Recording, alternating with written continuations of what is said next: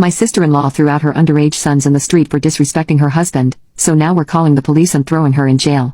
Barbara decided to stick with marriage counseling, even though the whole family urged her to leave. She's clung to the idea of honoring her marriage, despite the toxic environment. As a result, her kids have started to suffer. The eldest, Larry, started skipping school and smoking heavily. A few months ago, my husband got a 2 a.m. call from Larry, who said he was suicidal and afraid to act on it. When we got to their house, we learned he had told his stepdad the same thing, and Reese told him to just do it because no one would care. My husband, understandably, punched him in the face. We took Larry to the hospital and, after his release, brought him home with us for 3 weeks to help him recover. Eventually, Larry returned to his mom's house, thinking things had smoothed over, but they quickly fell apart again. Soon enough, the second oldest, Owen, began having issues too. For months, they'd been fighting constantly, and we didn't realize how bad it had gotten until we couldn't get in touch with either of them. Barbara had gone silent. My husband showed up at her house unannounced, something our family often does for fun, only to find out that she had washed her hands of Larry and Owen for being disrespectful and kicked them out. She had even turned off their phones and didn't know where they were staying. We found out that they'd been crashing with friends for weeks, trying to stay under the radar because they were embarrassed. We picked them up from school and brought them home with us again. They told us that their mom and stepdad had been bullying them,